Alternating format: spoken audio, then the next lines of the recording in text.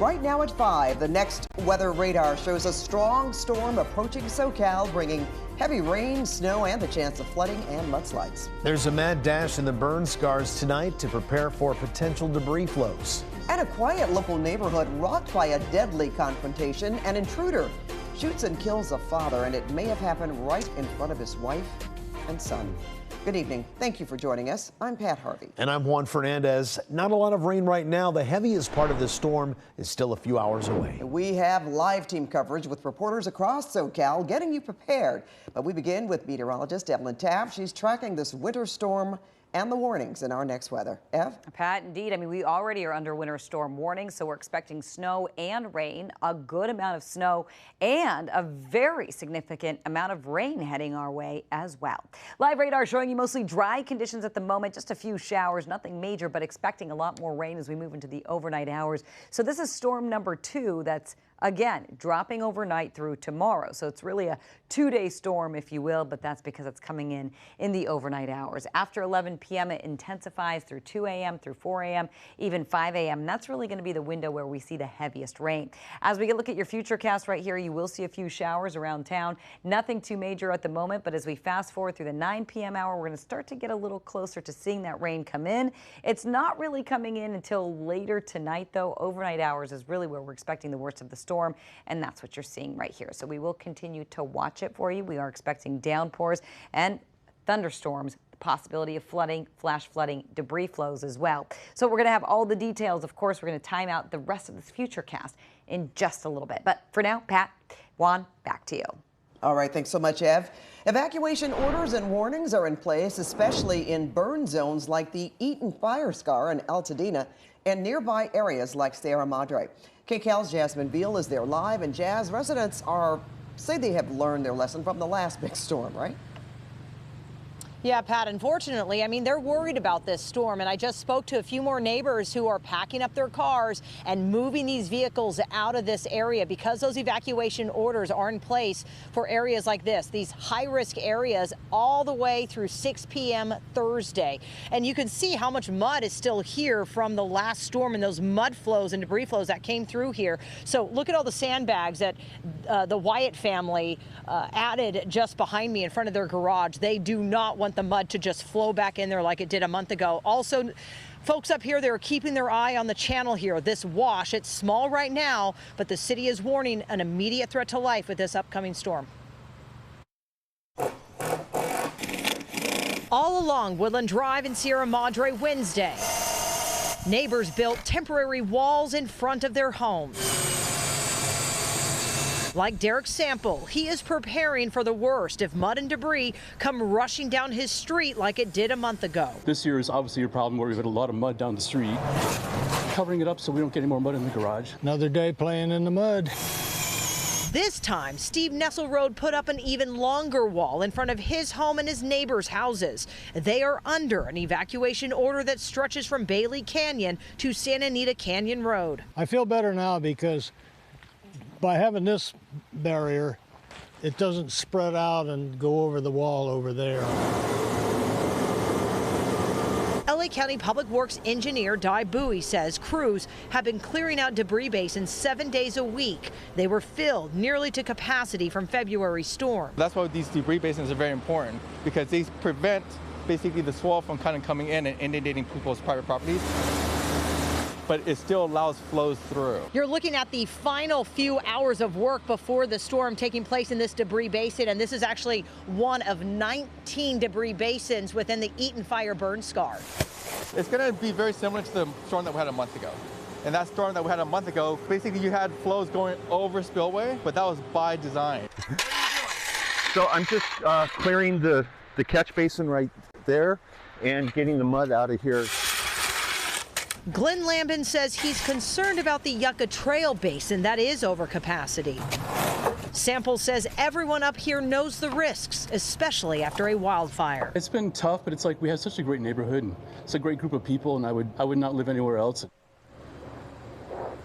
Yeah, neighbors helping neighbors. That is what we've seen today. I've also, I just saw an urban search and rescue crew. They are already making their patrols. Those firefighters with Pasadena, Arcadia, and Long Beach, they are here already. Also, LA County Public Works says that their crews are going to be working through the night, hitting the streets and checking now on all of the catch basins. Live here in Sierra Madre, Jasmine, Viel, KCAL News. It's going to be a long night. Jasmine, thank you. Let's bring in KCAL assignment editor Mike Rogers at the desk. And Mike, you've been watching those catch basins as well. The one that Jasmine shows us, it's not the only one being cleaned out. Yeah, they're trying to do the best they can to get all of these cleaned out. And I can tell you just from looking at these since the last storm, unfortunately, they've not been able to completely clean them out, though they have made some good progress. I want to start with the one Jasmine was just showing you. This was in her piece just now, and you can see this is a time lapse from the last 3 hours. What I want you to notice, as you see, is obviously not a lot, but there is already water coming down here as you see these crews with some heavy machinery going through there, trying to clean out all the debris that was left behind by the last one. It's funny, you even see some of it that overspilled from the last storm still kind of hanging off the top of the dam here. I want to show you another one because I've been keeping a close eye on this one as well. This is Bailey Canyon. This one saw a significant amount of debris that moved into it, and it still has a significant amount of debris inside of it. They've been working right around here, this drain, to keep that kind of pathway cleared and open because that's where the water will go out of. Take you to one more. This is in the Palisades area. This is just off of Cloudcroft is what it's called here. This is a smaller debris basin, but nonetheless one that did fill up. You see there's a storm moved in earlier today and caused a lot of issues. You can see again, this is the drain right there that they're working to clear. So that's obviously the critical part. They want the debris basins to still be able to drain out even if there is stuff in them. We'll keep an eye on these very, very closely with these new Alert California cameras. Usually we use for wildfires. Today we're using for mud. All right, thanks so much, Mike. Well, the rain leading to evacuation orders and road closures in the Palisades burn scar area. The yellow zones you see here are evacuation warnings, while the orange is mandatory evacuations. KCAL's Luzdelia Caballero is live in Mandaville Canyon, where residents are prepping. Luzdelia. They are prepping. A lot of them have actually evacuated, especially those who are near the foothill area when we're talking about how close the Palisades fire got. For some homes, it got as close as 200 feet. And behind me, you can see that charred hillside.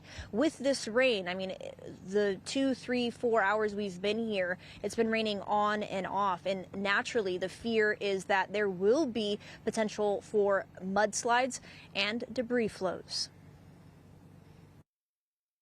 It goes straight into the road. It's been one thing after another for those affected by the deadly Palisades fire. It doesn't stop the day the fire stops. We know with denuded hillsides, we face the threat of mud. Ann Snyder has lived in Mandaville Canyon for the last 30 years, and while her house was spared, she says rainfall brings an added threat. I sandbagged this part of the area to try and direct it towards the drain. I also had to plywood fence my entire perimeter of the back of my house. I also added a concrete wall for debris flow because I know the debris flow is substantial in this area following a fire. She received an evacuation warning and is getting ready to go, adding she hopes more can be done ahead of future storms to prevent more loss. What I'd really like is LA County Public Works to work in collaboration with the city, the county, and MRCA to restore the infrastructure and drainage. There are firemen that come and help you during a fire. There's no med men during a mudslide. And residents have been coming to fire stations like these to pick up sandbags, which, as you can see, there are plenty of them. They tell us that they are going to put them outside of their property to try to divert any of that mud or debris flow that could come with the rain to prevent damage to their property. PCH is now closed between Chautauqua Boulevard and Carbon Beach Terrace. Only emergency crews are allowed because of the threat of mud and debris flows. Back in February, heavy rain caused a river of mud and rock to flow across the road, causing an LAFD SUV to be swept into the ocean with a firefighter inside. You all right? Are you okay? And as rain continues coming down, you can see water starting to pool in some areas, and the threat of debris flows continues. The risk is still very real here. So obviously taking a live look at these hillsides, these homes are very, very close coming up this road in Mandaville Canyon. We saw several homes lined with sandbags down by PCH, crews working to continue to put K-rails down just to divert the path of a potential debris flow or mud flow, as we saw back in February. What happened there, things can become very dangerous very quickly. So folks here are just trying to do the best they can to prepare ahead of ultimately evacuating and getting to safety for tonight. Reporting live in Mandaville Canyon, Luzdelia, Caballero, KCAL News.